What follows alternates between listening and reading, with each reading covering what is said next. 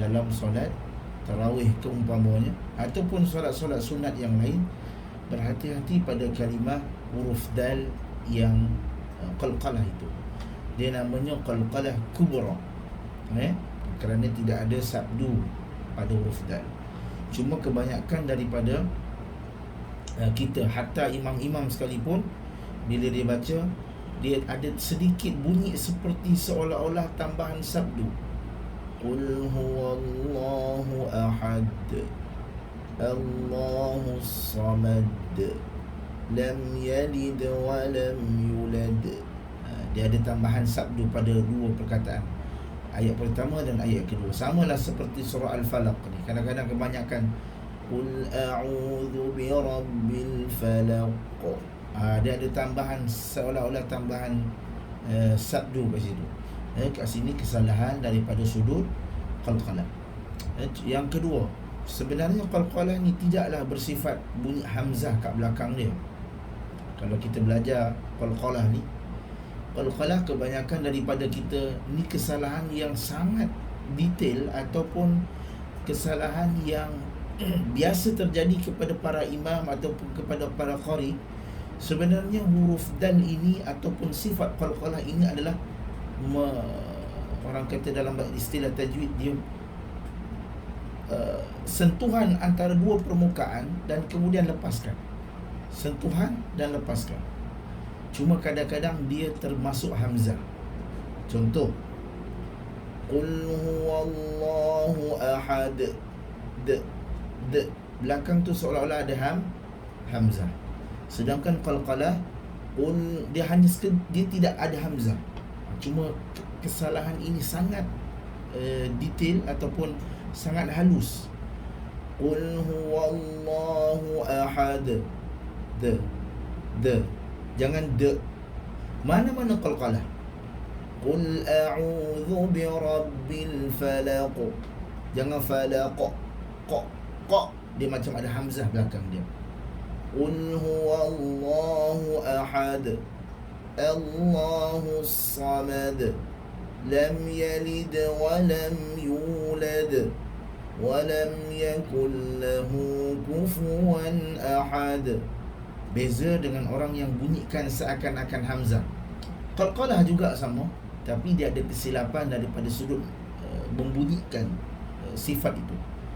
Qul huwallahu ahad, Allahus samad, lam yalid wa lam yulad, wa lam yakul lahu kufuwan ahad. Dia sama bunyinya, tapi berbeza daripada sudut bunyi itu sendiri. Bunyinya macam tak salah, tapi sebenarnya daripada sudut sifat qalqalah itu dia menyanggahi kaedah hukum tajwid. Nanti kita belajar itu.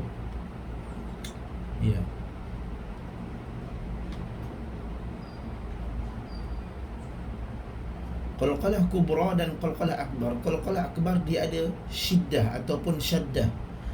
Apa sifat syaddah ataupun musyaddadah sabdu ni? Dia press ketika, tekan sekejap. Contoh, kalau kita lihat pada surah Al-Masad, pada qalqalah ayat yang pertama, yakni qalqalah akbar, kita tekan sekejap, nampak tekanan itu ada. Tabbat yada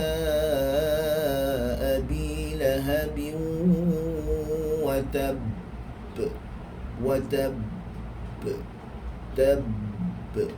okey, dia ada tekanan. Cuma qalqalah sughra, qalqalah kubra, dia tidak ada tekanan. Ahad, falaq, masad. Okey, itu saja. Okey, kita pergi kepada tadabbur Al-Quranul Karim pada surah Al-Ikhlas, pada ayat 1 sehingga ayat yang keempat. Pada ayat 1 sehingga ayat yang keempat. A'udzu billahi minasyaitonir rajim. Bismillahirrahmanirrahim. Alhamdulillah wassalatu wassalamu ala Rasulillah. Surah Al-Ikhlas, surah yang kita hafal daripada kita kecil sampailah kita meningkat dewasa. Bahkan ia menjadi surah yang sudah menjadi kelaziman bibir kita berzikir dengannya. Sebelum tidur, apabila kita kesusah nak baca tahlil, ataupun ada kematian, ataupun ada apa-apa kesusahan, ataupun nak berdoa dengannya, maka merupakan surah yang sudah kita hafal daripada zaman kita sekolah rendah sehinggalah kita meningkat dewasa pada hari ini. Sebab itu kalau ada anak-anak yang tak hafal surah Al-Ikhlas, maka suruh mereka hafal, kerana surah ini ada mengandungi fadilat yang tersendiri. Selain daripada dia menceritakan tentang keesaan Allah, dia juga ada fadilat yang tersendiri, yakni surah yang sering digemari oleh Nabi SAW ketika sebelum tidur, ketika Nabi berzikir di pagi hari, yakni dalam Al-Ma'thurat, ketika Nabi SAW membaca Al-Quran. Kita akan lihat nanti hadis yang nama Nabi membela surah Al-Ikhlas ini. Nabi bela orang yang baca surah Al-Ikhlas ini, kerana ada sahabat yang bila dia dengar orang baca ni, dia kata, apa pasal pendek sangat awak ulang-ulang surah ni. Tetapi sampai kepada Nabi membela orang yang membaca surah ini. Okey, kita lihat kepada isi kandungan ataupun pengenalan surah. Surah Al-Ikhlas ataupun dia juga dikenali dengan surah Qul Huwallahu Ahad, ataupun juga disebut dengan surah Al-Bara'ah, Bara'ah minasyirk. Surah ini merupakan surah yang diturunkan di Mekah. Surah yang diturunkan di Mekah ketika Nabi SAW berada di kota Mekah, sebelum Nabi berhijrah ke kota Madinah, ataupun disebut dengan surah Makkiyah. Telah dibahas pada tafsir surah Al-Kafirun. Kalau kita lihat sebelum ini, kita telah membahaskan surah Al-Kafirun, yang mana surah itu juga diturunkan di Mekah, yang mana menyebutkan tentang orang kafir dan orang Islam ini tak sama. Lakum dinukum waliyadin, bagi engkau agama engkau dan bagi aku agama aku. Aku tak akan ikut engkau, dan engkau pun tak nak ikut aku. Jadi agama masing-masing, jangan kita terpengaruh. Menunjukkan bahawasanya Islam ini ada disiplin yang tersendiri. Islam ada pegangan, ada disiplin, ada jalan tersendiri. Kita tidak boleh ikutan ataupun tidak boleh ikut budaya-budaya orang-orang kafir. Itu yang pertama dalam surah Al-Kafirun. Dalam surah Al-Ikhlas, ia menceritakan tentang tauhid, keesaan Allah, sifat-sifat Allah yang Maha Esa, yang mana dua surah ini, surah Al-Ikhlas dan surah Al-Kafirun, disebut oleh para ulama disebut sebagai bara'ah minasyirk, yakni surah yang berlepas diri daripada kesyirikan. Pada surah Al-Kafirun, kita betul-betul bertegas dengan orang kafir bahawasanya Islam ini tak sama dengan orang kafir. Kita tak boleh ikut pegangan mereka, yang mana lakum dinukum waliyadin. Dan pada surah Al-Ikhlas, kita meyakini bahawa Allah itu satu, Allah itu esa, tidak beranak dan tidak diperanakkan. Allah yang tempat bergantung pada semua makhluk.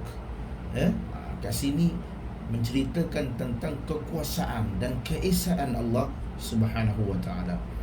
Juga dikenali sebagai surah Tauhid, juga disebut surah yang mentauhidkan Allah Subhanahu wa ta'ala.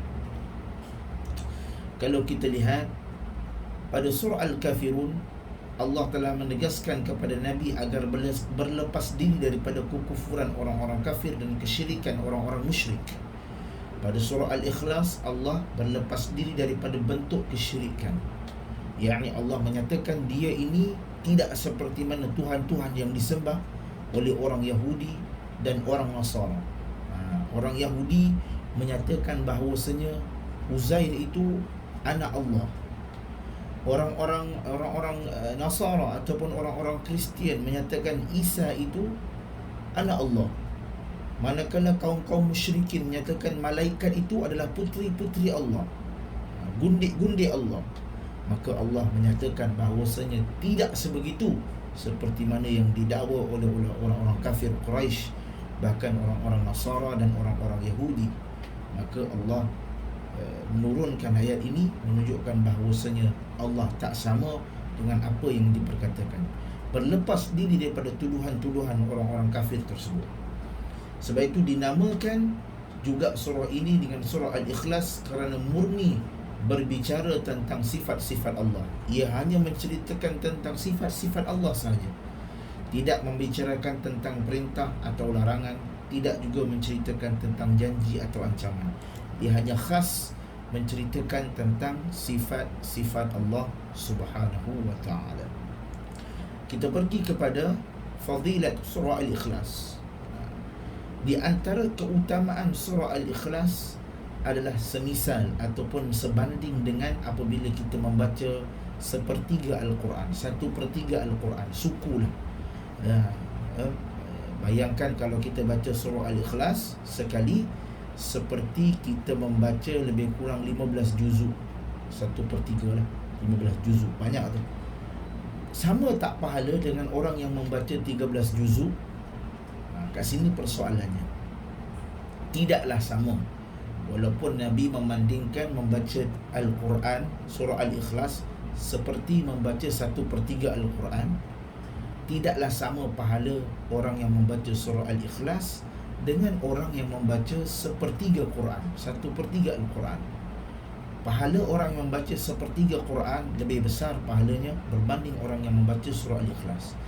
Cuma di sini Nabi melihat bahawasanya orang yang membaca surah Al-Ikhlas ini seumpama dia membaca 1/3 Quran, kerana kelebihan surah Al-Ikhlas ini adalah menceritakan tentang tauhid kepada Allah Subhanahu wa ta'ala. Dalam sebuah hadis yang sahih dalam riwayat Al-Imam Al-Bukhari, Nabi kata, an Abi Sa'id anna rajulan sami'a rajulan yaqra'u qul huwallahu ahad. Daripada Abi Sa'id Al-Khudri, bahawasanya ada orang mendengar seseorang membaca qul huwallahu ahad, yuraddiduha falamma asbaha jaa ila Rasulillah sallallahu alaihi wasallam. Lalu diulang-ulang, yuraddiduha, diulang-ulang, qul huwallahu ahad Allahus samad lam yalid wa lam yulad wa lam yakul lahu kufuwan ahad, ulang banyak kali, sehingga dia memberitahu kepada Nabi sallallahu alaihi wasallam pada keesokan harinya. فذكر ذلك له وكأن الرجل يتقلها فقال رسول الله صلى الله عليه وسلم. Kemudian dia menganggap remeh. Dia kata, apa pasal baca Allah pendek sangat, ulang-ulang banyak kali pula tu. Orang tu kata, apa ni, bacalah surah panjang sikit. Kata Nabi sallallahu alaihi wasallam, wallazi nafsi biyadihi innaha lata'dilu thuluthal Quran. Demi zat yang jiwaku berada di tangannya, ia sebanding dengan 1/3 Quran. Maksud sebanding di sini, para ulama menyatakan bahawasanya kelebihan ini, kalau kamu baca qul huwallahu ahad, lebih kurang kamu bacalah 1/3 Quran, seperti kamu membaca 1/3 Quran. Tapi pahala tidaklah sama seperti orang yang membaca 1/3 Quran, kerana ada surah Al-Baqarah umpamanya yang memang ada pahala-pahala dan fadilat-fadilat tersendiri. Umpamanya ayatul kursi, ayat 1 hingga 5 dalam surah Al-Baqarah, 3 ayat terakhir dalam surah Al-Baqarah, ayat-ayat dalam surah Ali Imran, qulillahumma malikal mulki tu'til mulka man tasha. Ayat-ayat itu semua dibaca, maka adalah fadilat-fadilat yang tersendiri. Maka walaupun sama, yakni daripada tidak membaca Al-Quran, moleklah untuk kita baca surah Al-Ikhlas ini sebagai permulaan, yakni seolah-olah kita membaca Al-Quran. Ini galakan yang disebut oleh Nabi SAW, satu motivasi. Sebab itu kalau anak-anak kita asyik menghafal qul huwallahu ahad aja, jangan remehkan mereka, tetapi galakkan mereka untuk menghafal lebih baik, kemudian menghafal lebih baik dan menghafal surah-surah yang lain. Sebab itu Nabi SAW dalam menyebarkan dakwah, Nabi suka untuk beri galakkan motivasi. Sebab itu dalam hadis yang lain Nabi kata, siapa yang membaca Al-Quran, pahalanya seperti air yang mengalir. Sebahagian riwayat dia akan bersama para malaikat. Sesiapa yang baca wa yata'ta, yakni membaca secara merangkak-rangkak, maka dia dapat 2 pahala. Kalau kita ikutkan 2 pahala, lebih banyaklah daripada ayam mengalir tu. Tetapi Nabi memberi motivasi. Nabi SAW, sebab itu kita nak berdakwah kepada anak-anak kita, cucu kita, ataupun sahabat kita yang baru nak join to Islam, ataupun baru nak insaf, ataupun baru nak berjinak-jinak dengan agama Islam, maka kita beri galakkan motivasi. Umpamanya kalau mereka pakai selendang masuk masjid, it's okay, tak apa, nanti kita hadiahkan mereka tudung. Itu semua adalah motivasi dan juga galakkan psikologi. Sebab Islam ni dia selain daripada berdakwah, dia berdakwah menggunakan psikologi. Okey, itu bab yang lain lah. Cuma kat sini kita pergi kepada fadilat surah Al-Ikhlas. Pada ayat yang pertama Allah kata qul huwallahu ahad. Qul huwallahu ahad. Katakanlah qul huwallah, dialah Allah yang Maha Esa. Sebahagian ulama mentafsirkan ahad dengan perkataan esa, kerana ini adalah dalil yang sangat jelas bahawasanya Allah ini segala-galanya dalam segala hal. Yakni Allah lah yang menciptakan alam semesta, Allah yang menciptakan bumi, yang menciptakan langit, yang menciptakan segala alam ini. Kalau kita lihat bumi ini satu alam, ada alam yang lain selain daripada bumi. Planet-planet itu satu alam yang lain. Galaksi satu alam yang lain. Lauh Mahfuz satu alam yang lain. Sidratul Muntaha satu alam yang lain. Alam jin satu alam yang lain. Alam barzakh satu alam yang lain. Alam kubur satu alam yang lain. Syurga satu alam yang lain. Padang mahsyar satu alam yang lain. Neraka satu alam yang lain. Banyaknya alam ini, kesemua pemiliknya adalah Allah Subhanahu wa ta'ala. Sebab itu apabila kita kembali kepada Allah, alhamdulillahi rabbil alamin, ayat yang pertama kita baca dalam salat, solat subuh, solat Jumaat, solat fardu, solat sunat, surah Fatihah. Segala puji bagi Allah, Tuhan sekalian alam. Sekalian ni maksudnya tidak ada alam yang terkecuali. Kalau ada alam semut, itu pun Allah punya. Sekecil-kecil itu pun Allah punya. Sebab itu Allah yang menciptakan alam semesta. Barang siapa yang meyakini adanya zat yang lain yang ikut menciptakan atau memiliki atau ikut mengatur, maka dia telah terjerumus ke dalam kesyirikan, syirik. Contohnya, kita minta kepada Allah Subhanahu wa ta'ala, tetapi kita minta ada perantaraan. Ada perantaraan. Contohnya kita minta kepada Tok Pekong umpamanya. Kita minta kepada tangkal-tangkal, azimat-azimat. Kita percaya Allah bagi, tapi kita terlalu percaya kepada azimat. Azimat ini boleh menolong. Kat sini agak bahaya, kerana dikhawatiri dia menjerumus ke arah kesyirikan. Samalah seperti yang selalu saya sebut dalam hal ini, biasanya sesetengah daripada kedai-kedai makan tidak semua, tetapi setengah daripadanya, ataupun sebahagian dari kepercayaan orang Melayu, menggantung ayat 1000 dinar. Wa may yattaqillaha yaj'al lahu makhraja wa yarzuqhu min haitsu la nahtasib wa man yatawakkal 'ala Allah fa huwa hasbuh innallaha balighu amri qad ja'ala Allahu likulli shay'in qadara. Dalam surah At-Talaq, sebahagian daripada ayat 2 dan 3, ayat itu digantung, ditulislah ayat 1000 dinar. Bahkan dalam buku-buku pun ada. Sebahagian orang-orang percaya siapa yang menggantung ayat itu akan dapat rezeki yang banyak. Sebab itu di kedai-kedai mamak ataupun di kedai-kedai Melayu akan tergantung ayat itu. Tetapi kita tidak sangka itu merupakan satu kesyirikan, yang mana mempercayai ayat itu boleh memberi kelebihan. Sedangkan kalau kita baca ayat tu bukan berkaitan tentang duit. Siapa yang bertakwa kepada Allah, kemudian siapa yang bertawakal kepadanya, Allah permudahkan urusannya, Allah lepaskan dia daripada kesusahan. Innallaha balighu amri qad ja'ala Allahu likulli syai'in qadara. Allah mengetahui atas tiap-tiap sesuatu.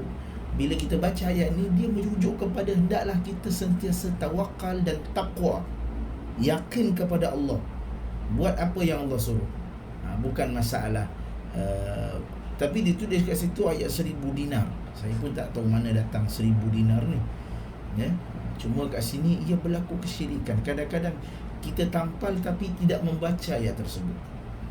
Ya, umpamanya ayatul kursi, baguslah gantung tu, tapi mesti kita kena baca dia.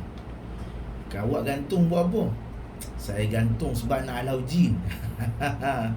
Itu masalahnya. Saya gantung sebab nak halau hantu lah ni. Halau hantu, halau jin.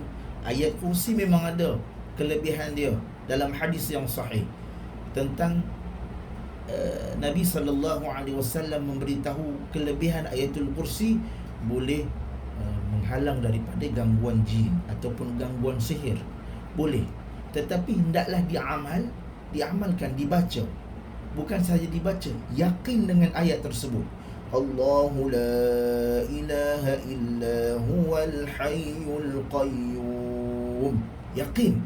Allah, tiada Tuhan selain Dia, Al-Hayy, yang maha berdiri, Al-Qayyum, dia yang maha kuat. Yakin. Mesti kita baca dengan yakin, bukan sekadar Allahu la ilaha illa. Kemudian nampak hantu, kita pun lari.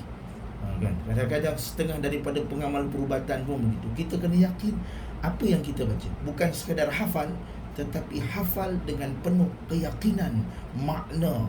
Bila kita baca, datanglah hantu jin mana pun, kita yakin boleh berhadap. Sebab tu kadang-kadang ada orang baca, dia duk hafal Allahu la, hantu tu pun ikut balik Allahu la ilah. Aku tahulah aku baca ayat kursi. Kenapa? Kerana kita tak yakin apa yang kita baca. Kita hanya hafal, bukan memahami maksudnya. Sama juga kita baca Qul huwallahu ahad. Katakanlah Allah, Tuhan yang Esa. Allahus samad. Bila kita baca dengan makna, bagi kepada dek hantu tu ataupun orang yang kena kerasukan, bila kita yakin dengan makna, yakin seyakin-yakinnya, dia jadi lemah. Ini kaedah perubatan lah. Saya bukanlah pengamal perubatan, tetapi bila kita berbicara tentang orang nak berubat ni, bukan menghafal, tetapi mesti mereka kena yakin dengan bacaan yang mereka baca. Okey, itu bab yang lain lah. Cuma yang kat sini kita nak bagi tahu, Allah ini Tuhan yang Esa. Siapa yang meyakini bahawa ada yang boleh mengaturkan selain daripada Allah, dia syirik. Dalam Al-Quran Allah sebut walladzina tad'una min dunihi ma yamlikuna min qitmir. Dan orang-orang yang kamu seru sembah selain daripada Allah tiada mempunyai apa-apa walaupun selaput biji kurma. Pernah makan biji kurma? Mungkin Ramadan kita pernah makan. Dalam biji tu ada selaput sikit. Kadang-kadang kita termakan ada biji selaput. Selaput tu senipis, lebih nipis daripada kulit bawang. Itu pun tak memberi manfaat. Selaput tu pun kata dalam Al-Quran, Allah kata, kamu sembah ni, apa yang kamu sembah selain daripada Allah, sembahan tu tak memberi apa-apa walaupun sedikit. Nak kata ni selaput biji kurma tu sedikit, tak memberi apa-apa. Itu maksudnya. Kemudian Allahus samad. Allah adalah Tuhan yang bergantung kepadanya segala sesuatu. Allahus samad. Allahus samad. Yakni makna as-samad diriwayatkan daripada para salaf, ada beberapa makna. Antaranya dalam tafsir Al-Qurtubi, al-mustaghni an kulli ahad wal muhtaju ilaihi kullu ahad, yang tidak memerlukan kepada segala sesuatu.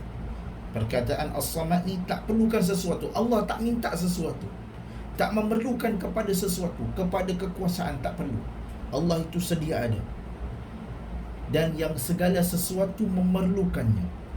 Maknanya segala sesuatu ini memerlukan Allah. Ini adalah penjelasan Abu Hurairah radhiyallahu anhu. Ini para salaf, para sahabat. Kemudian tafsir yang lain, dalam tafsir Al-Imam Tabari disebutkan alladhi laysa bi ajwafa wala ya'kulu wala yashrabu. yang tidak ada rongganya, dan tidak makan dan tidak minum. Tidak seperti manusia, tidak seperti makhluk yang memerlukan bantuan makan dan minum. Maka laisa kamitslihi syai', Allah tidak setara dengan makhluk. Kemudian alladzi yaf'alu ma yasha'u wa yahkumu ma yurid, yang melakukan apa saja yang dia kehendaki dan menetapkan apa saja yang dia kehendaki. Allah ini dia boleh buat apa saja yang dia nak, dan dia boleh tetapkan kalau itu keputusan, dia boleh lakukan keputusan itu tanpa apa-apa penyesalan pada dia. Sebab itu innama amruhu idza arada syai'an ay yaqula lahu kun fayakun. Jika Allah mengkehendaki sesuatu, Allah kata jadi, maka jadilah ia. Perkataan kun fayakun ini merujuk kepada allazi yaf'alu ma yasha' wa yahkumu ma yurid.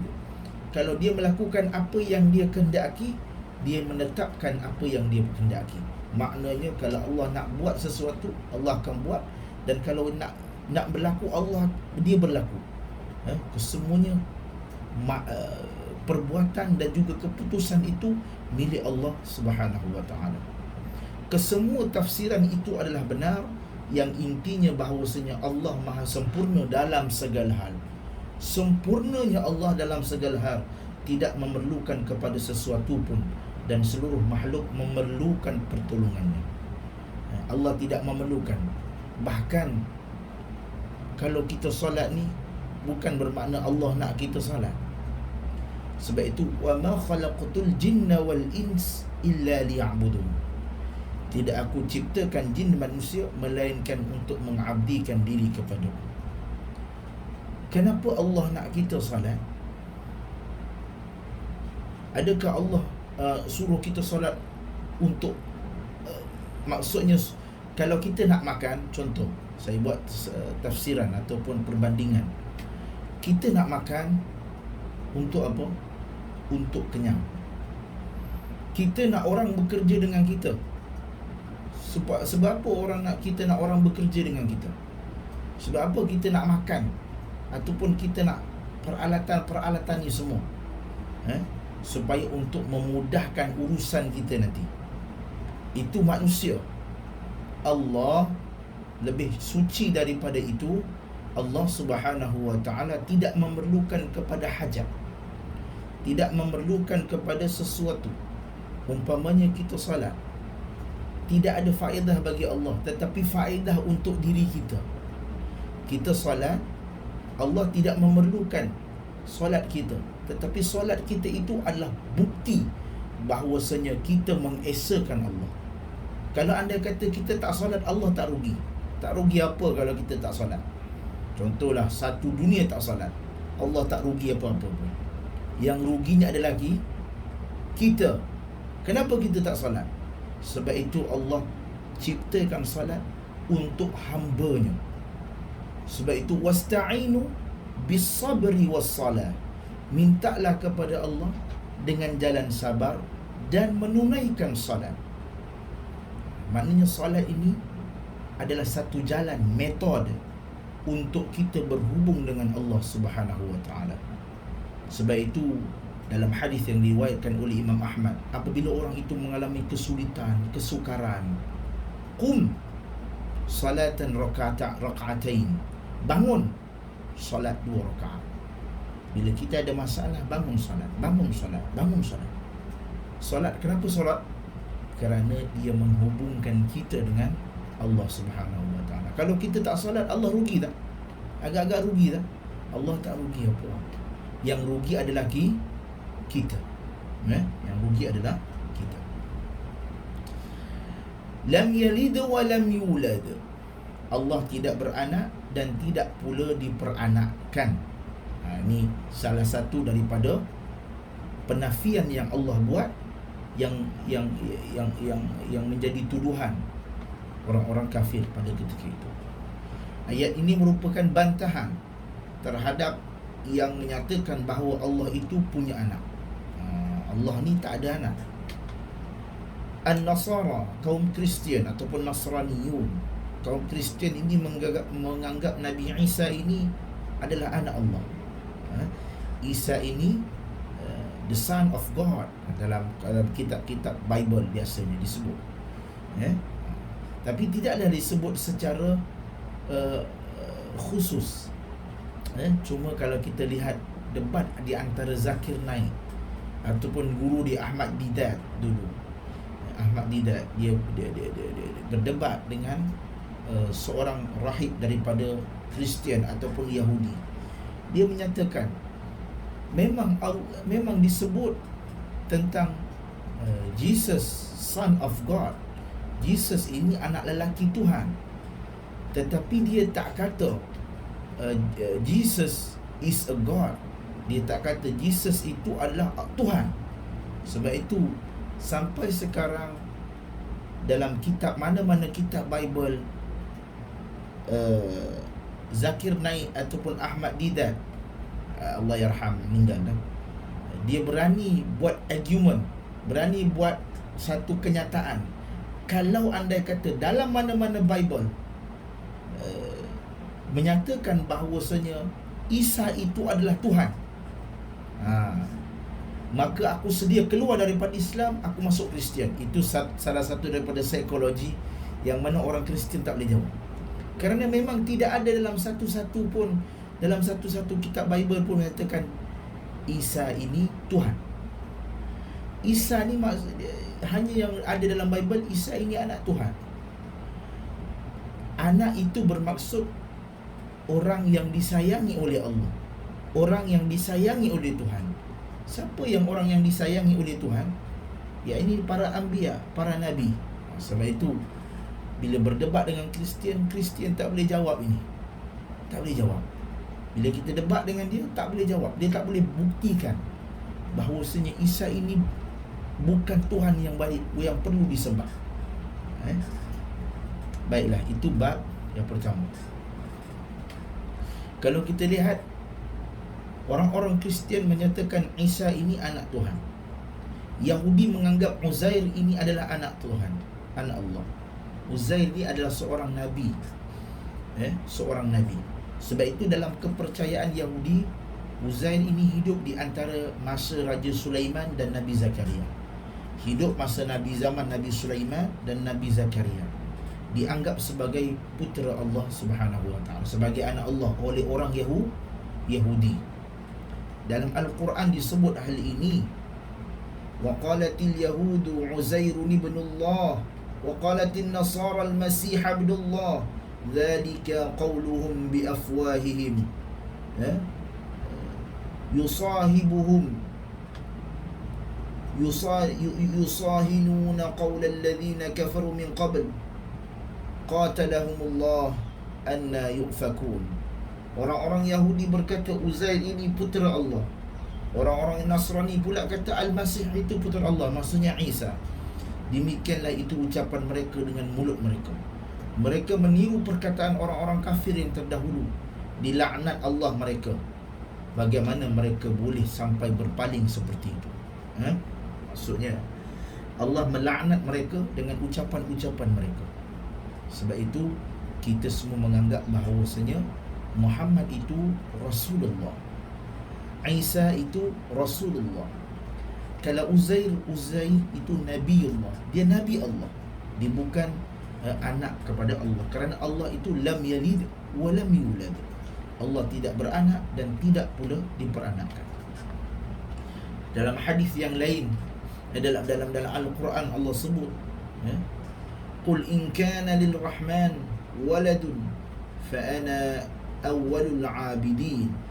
Katakanlah wahai Muhammad, jika benar Tuhan yang Maha Pemurah itu punyai anak, maka akulah Muhammad orang yang akan mula-mula memuliakan anak itu. Menunjukkan bahawasanya Allah menafikan memang tidak ada anak seperti mana yang didakwa oleh orang-orang Nasrani dan Yahudi.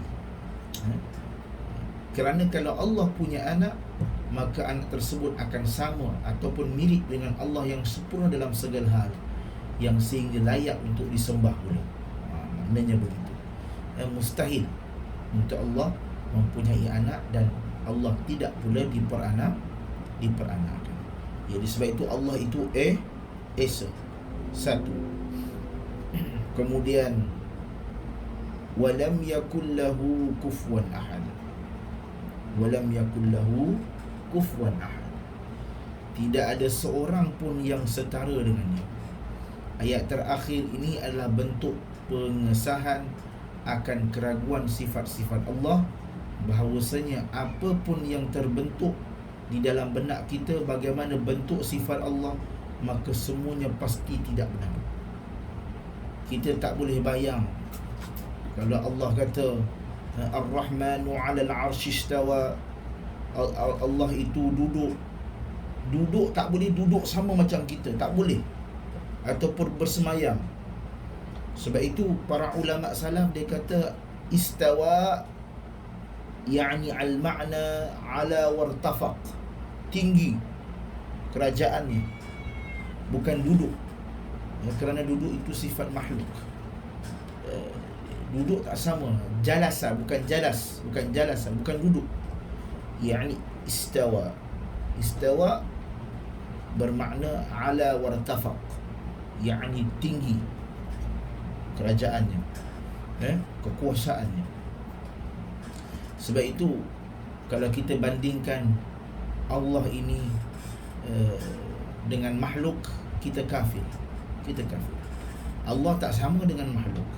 Laisa kamitslihi syai' wa huwas samiul basir. Tidak ada sesuatu yang serupa dengan Allah, dan dialah yang maha mendengar lagi maha melihat. Walam yakul lahu kufuwan ahad.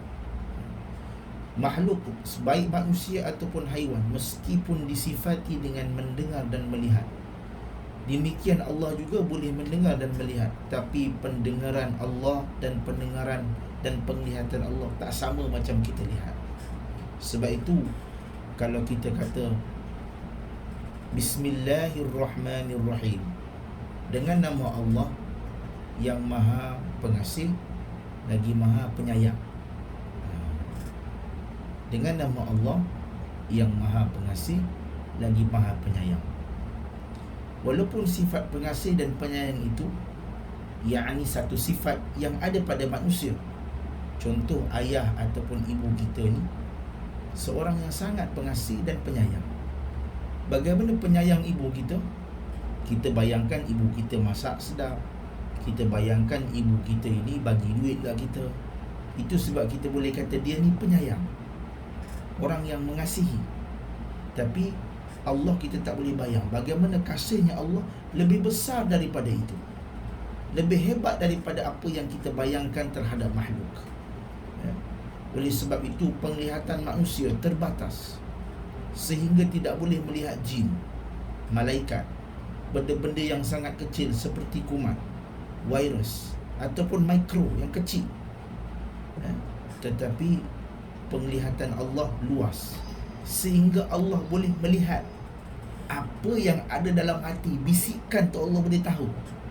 Hebatnya itu penglihatan Allah.